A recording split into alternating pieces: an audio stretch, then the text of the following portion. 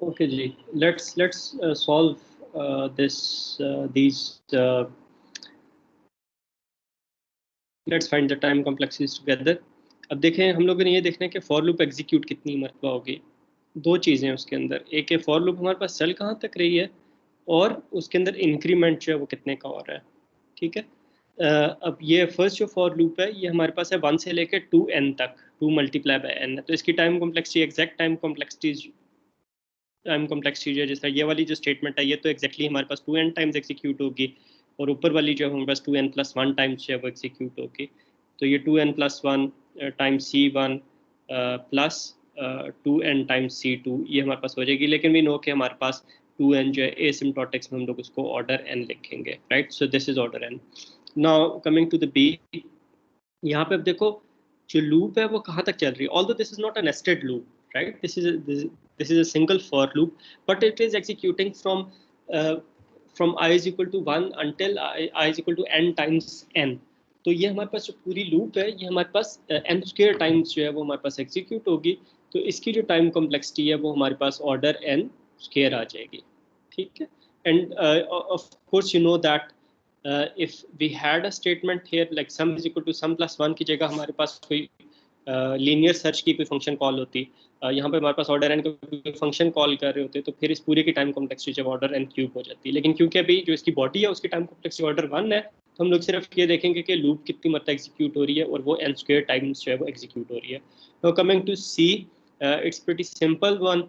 Although देखो sum के अंदर जो सम प्लस एन हो रहा है, लेकिन अगर आप एन की वैल्यू जो है वो किसी ऑर्डर 1 स्टेटमेंट में यूज कर रहे हो, तो it does not increase the time complexity of the algorithm.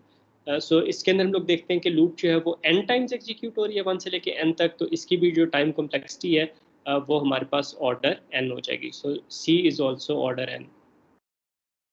Now D के अंदर हम लोगों ने ये देखना है कि D is a bit tricky, right, it's not pretty much straight forward, it's a bit tricky. तो जब हमारे पास इस अगर हमारे पास फर्स्ट करो यहाँ पे j इज इक्वल टू 1 से लेके j इज लेस देन और इक्वल टू n होता अगर, तो फिर तो हमारे पास ये काम बहुत आसान हो जाता ना। n टाइम्स आउटर स्टेटमेंट है multiply by n times inner statement है, n टाइम्स n स्क्वायर, तो इनर मोस्ट स्टेटमेंट हमारे पास n स्क्वायर टाइम्स एग्जीक्यूट होनी थी। But this is not the case, this is a different case. Now for the what we have to do, we have to see कि i की value जब 1 है तब ये जो इनर स्टेटमेंट है ये कितनी मरतबा एग्जीक्यूट होगी। हाँ, आप मुझे बताओ, जब i की वैल्यू 1 है तो j वाली लूप कितनी मरतबा एग्जीक्यूट होगी। 1 टाइम सर। 1 टाइम। फिर जब i की वैल्यू 2 है तो फिर हमारे पास j वाली स्टेटमेंट कितनी मरतबा एग्जीक्यूट होगी। 2 times. 2 times, 2 excellent. times sir। और फिर जब इसी तरह j की वैल्यू जब 3 है तो 3 टाइम्स। अब टू i की आखिरी वैल्यू क्या होगी, n। जब i की वैल्यू n n होगी होगी सर। तो हमारे पास j की स्टेटमेंट कितनी मरतबा एग्जीक्यूट होगी, n टाइम्स। n times. तो n ये times। बेसिकली इनर मोस्ट जो स्टेटमेंट है sum is equal to sum plus i, ये हमारे पास लास्ट आइट्रेशन के अंदर n टाइम्स एग्जीक्यूट होगी। अब ये बात आपने बहुत अच्छे तरीके से जहन में रखनी है कि जब हमारे पास ये जो लूप के वेरिएबल्स होते हैं ये हमारे पास एक दूसरे पर डिपेंड नहीं कर रहे होते, ये n के ऊपर डिपेंड कर रहे होते हैं। फिर तो हम लोग इनकी टाइम कॉम्प्लेक्सिटीज को मल्टीप्लाई कर सकते हैं। जिस तरह हम लोग कह सकते हैं कि जी ये n है, ये n है, तो n टाइम्स n स्क्वायर हो जाएगा। लेकिन यहाँ पे केस डिफरेंट है। जब हमारे पास लूप्स के वेरिएबल एक दूसरे के ऊपर डिपेंड कर रहे होते हैं, जिस तरह j जो है वो i के ऊपर डिपेंड कर रहा है, तो फिर हम लोग ये देखते हैं कि i की जब वैल्यू 1 होगी तो j वाली स्टेटमेंट कितनी मरतबा एग्जीक्यूट होगी, i की वैल्यू 2 होगी तो j वाली स्टेटमेंट कितनी मरतबा एग्जीक्यूट होगी। अब इसके अंदर जब हम लोग इस तरह से लिख लेते हैं तो हम लोग बेसिकली सारी i की वैल्यूज़ और सारी j की वैल्यूज़ के लिए हम लोग ये जो समेशन है ये उन सारों के लिए जो है वो होल्ड करी होगी। अब फिर इसको हम लोग जो है वो किसी और चीज़ से मल्टीप्लाई नहीं करेंगे, we would just add these numbers and we would get the time complexity. अब इसके अंदर अगर आप अरिथमेटिक सीरीज का फार्मूला लगाओ, सिंपल सा जो अरिथमेटिक सीरीज का फार्मूला होता है, तो this would exactly become n into n+1 divided by 2। ठीक है। तो इसकी जो टाइम कॉम्प्लेक्सिटी है वो हमारे पास n into n+1 divided by 2 जो है वो हमारे पास बच जाएगी। और अगर हम लोग इसको एसिम्प्टोटिक्स में लेके जाएं तो एसिम्प्टोटिक्स में क्या हो जाएगा, ये n square plus n over 2 हो जाएगा, n square over 2 plus n over 2 हो जाएगा, और उसके अंदर से n ओवर 2 को निकाल देंगे, खाली n पहले तो कॉन्स्टेंट्स निकाल देंगे, n स्क्वायर और n रह जाएगा, और फिर उन दोनों में से n स्क्वायर को हम लोग कंसीडर कर लेंगे। तो एसिम्प्टोटिक्स में इसकी टाइम कॉम्प्लेक्सिटी जो है वो ऑर्डर n स्क्वायर हो जाएगी। ठीक है, अच्छा इसमें किसको कन्फ्यूजन है? सर ये समझ नहीं आया, वीडियो सही आ नहीं रही थी तो कुछ कंफ्यूजन है सर, दोबारा समझा देगा। अच्छा ठीक है, मैं दोबारा इसको समझा देता हूँ। अभी क्लियर है मेरी आवाज़ और वीडियो? जी सर। ओके, देखें, जब हमारे पास इस तरह की सिचुएशन होती है ना कि हमारे पास जो इनर लूप है ये आउटर लूप के वेरिएबल के ऊपर डिपेंड कर रही है, तो फिर हम लोग ये देखते हैं कि जब आउटर लूप के अंदर जो लूप का वेरिएबल है आई, जिस तरह उसकी वैल्यू जब 1 है तो इनर लूप हमारे पास कितनी मरतबा एग्जीक्यूट होगी। तो यहाँ पे देखें, जब आई की वैल्यू 1 होगी तो जे है equal to 1 to J is less than और इक्वल टू आई। तो इनर लूप जो है, ये वाली जो लूप है, वो हमारे पास कितनी मरतबा एग्जीक्यूट होगी? 1 टाइम। ठीक है, वो +1 वाली चीज़ को हम लोग फॉर द टाइमिंग साइड पे रख देते हैं। अच्छा, फिर हम लोग ये देखते हैं जब आई की वैल्यू 2 होगी तो फिर ये अंदर वाली जो स्टेटमेंट है, मतलब इनफैक्ट ये दोनों स्टेटमेंट्स जो हैं ये हमारे पास कितनी मरतबा एग्जीक्यूट होंगी? 2 टाइम्स।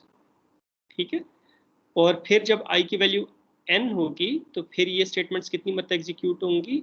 n times. क्यों? क्योंकि आई की वैल्यू जब n होगी तो अंदर वाली जो लूप है ये बन जाएगी i is equal to 1 to i sorry j is equal to 1 to j is less than और equal to n j plus plus, तो ये n टाइम्स एग्जीक्यूट होगी। जब हम लोग इन सारों को ऐड करते हैं तो इसके अंदर हम लोग अरिथमेटिक सीरीज का अगर फॉर्मूला यूज करें तो वो हमारे पास n into n plus 1 divided by 2 बन जाएगा। ठीक है, और इसको अगर हम लोग ओपन करें तो ये हमारे पास n square plus n over 2 बन जाएगा। ठीक है, एसिम्प्टोटिक्स में हमारे पास कॉन्स्टेंट्स को हम लोग ख़त्म कर देंगे, n की लोअर पावर्स को हम लोग ख़त्म कर देंगे, तो ये हमारे पास ऑर्डर n स्क्वेयर जो है वो बन जाएगा। अभी क्लियर है बेटे? जी सर। अच्छा, ये हमारे पास डी के लिए हो गया।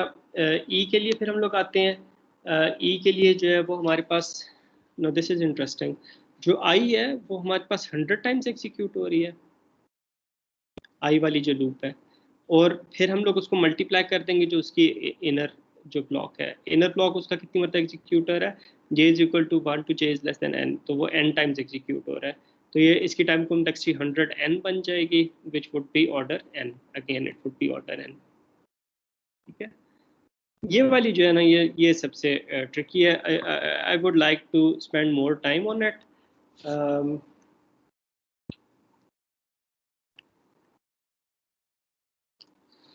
देखें, जो आउटर मोस्ट स्टेटमेंट है i is equal to 1 to i is less than और इक्वल टू n, वो हमारे पास, वो तो क्लियर है, ये हमारे पास n टाइम्स जब एग्जीक्यूट होगी। इनर जो स्टेटमेंट है वो j is equal to 1 to j is less than और equal to n, j multiply equal to 2, right. अब इसके अंदर हमें थोड़ा सा देखना पड़ेगा। जब हमारे पास लेट्स से n की वैल्यू जो है वो हमारे पास लेट्स से 16 है, अगर हम लोग n इज इक्वल टू 16 ले लें, I would just use string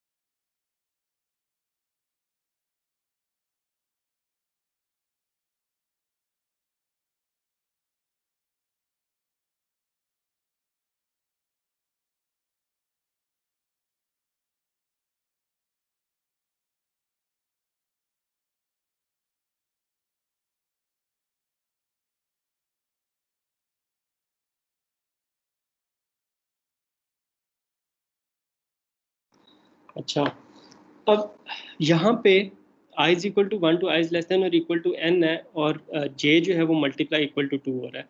अब यहाँ पे फर्ज करें अगर हमारे पास n जो है वो 16 है, हमें पता है कि जो i वाली लूप है ये तो 16 टाइम्स एग्जीक्यूट होगी, जो j वाली लूप है ये कितनी मरतबा एग्जीक्यूट होगी। j की वैल्यू पहले जो है वो हमारे पास 1 होगी, ठीक है, फिर j की वैल्यू हमारे पास 2 हो जाएगी, फिर j की वैल्यू 4 हो जाएगी, फिर j की वैल्यू हमारे पास 8 हो जाएगी, ठीक है, फिर j की वैल्यू हमारे पास जो है वो 16 हो जाएगी। इसी तरह है ना,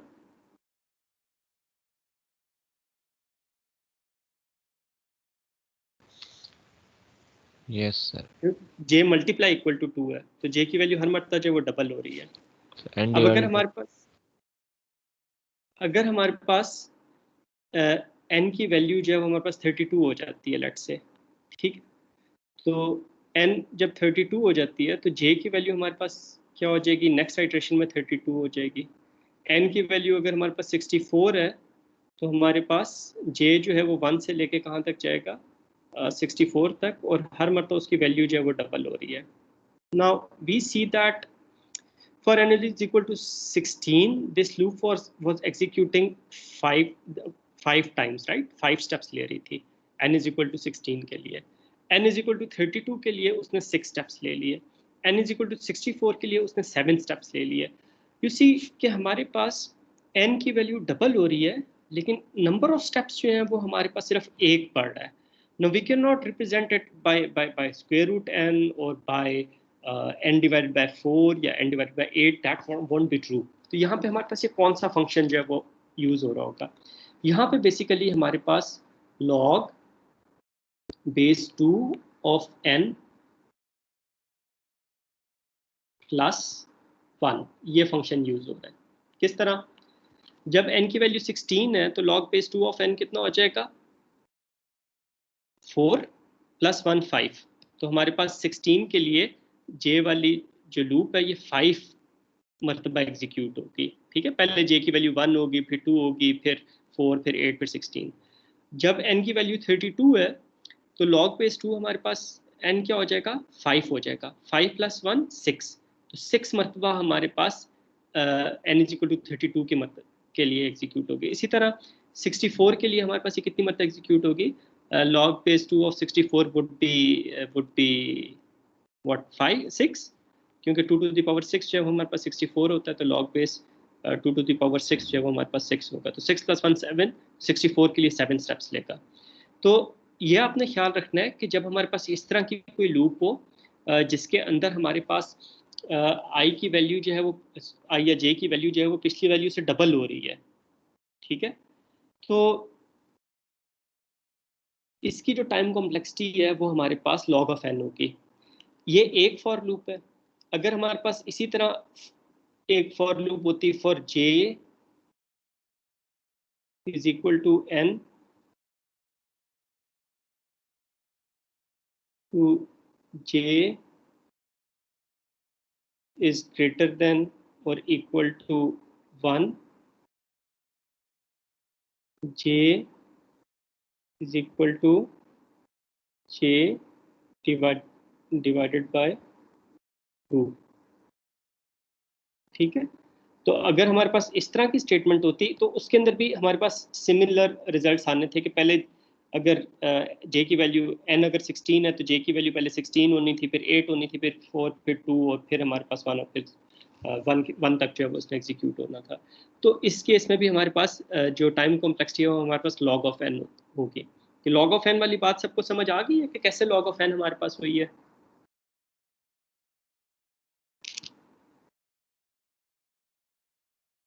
इसमें किसी को कोई कंफ्यूजन हो?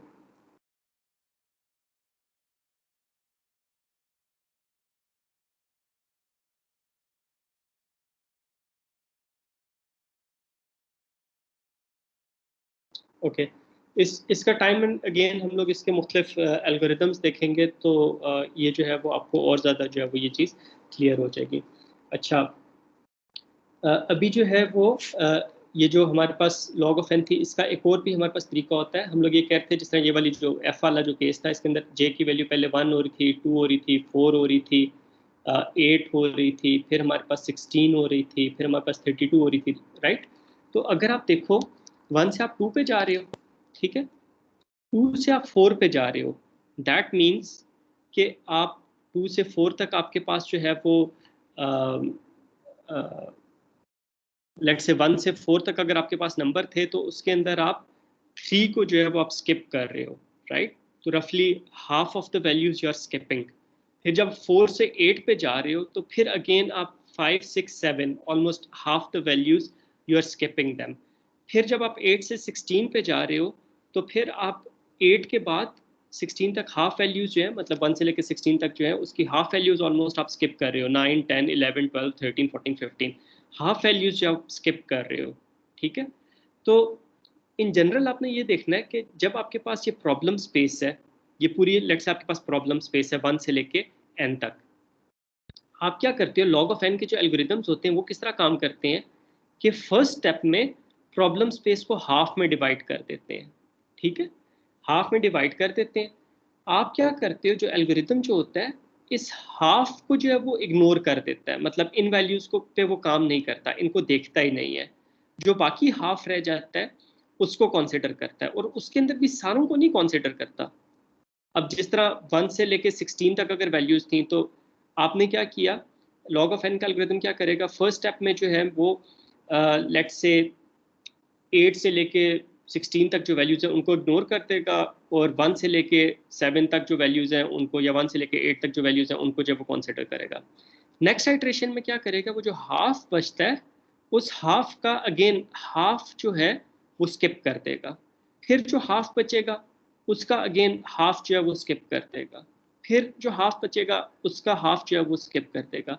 तो ये जो होते हैं हमारे पास ऐसे एल्गोरिदम जो हर स्टेप के अंदर प्रॉब्लम स्पेस को 2 हिस्सों में डिवाइड कर दें, और फिर आधे हिस्से पे काम करें, आधे पे काम ना करें। काम ना करने का क्या मतलब है कि उन वैल्यूज को जो वो प्रोसेस नहीं करेगा एल्गोरिथम, सिर्फ it would like divide the problem space into half in each iteration. Half पहले पूरी 1 से लेके n तक वैल्यूज हैं उनको हाफ किया 1 से लेके n/2 तक, फिर n/2 जो वैल्यूज है उनको फिर फर्दर हाफ किया n/4, फिर n/8, फिर n/16। तो हर स्टेप के अंदर आपके पास जो करंट प्रॉब्लम स्पेस होती है उसको आप हाफ में डिवाइड कर देते हैं। Such algorithms are called logarithmic algorithms. यहाँ पे एक और चीज़ मैं आपको बताऊं कि अगर आपके पास ऐसा एल्गोरिथम है जिसके अंदर आप हर स्टेप में प्रॉब्लम स्पेस को 3 हिस्सों में डिवाइड कर रहे हैं, उसमें से आप 2 हिस्सों को जो है वो आप इग्नोर कर रहे हैं, एक हिस्से को कंसिडर कर रहे हैं, फिर उस एक हिस्से में से हर, मतलब 3 हिस्से हो गए, हर हिस्से में से आप 2 को जो है वो आप इग्नोर कर रहे हैं, ठीक है, एक को जो है वो आप कंसिडर कर रहे हैं। तो ऐसे जो हमारे पास एल्गोरिदम्स होते हैं ये भी हमारे पास लॉगरिथमिक एल्गोरिदम्स होंगे, और इनकी जो है सिर्फ बेस चेंज हो जाएगी। तो ये जो होता है, जो बेस होती है, ये हमारे पास ये बता रही होती है कि आप अपनी प्रॉब्लम स्पेस को हर स्टेप के अंदर कितने हिस्सों में डिवाइड कर रहे हैं, उसमें से फिर आप एक हिस्सा जो है वो कंसिडर करते हैं और बाकी हिस्सों पे जो है वो आप काम नहीं करते।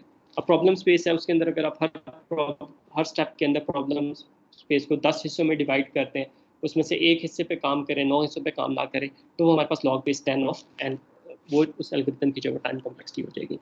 इसकी हम लोग जो है वो इस कोर्स के अंदर साथ साथ जो है वो हम लोग एग्जाम्पल्स जो है वो हम लोग करते रहेंगे, और ये जो चीज़ है वो हमें इंशाल्लाह बहुत अच्छे तरीके से जो समझ आ जाएगी।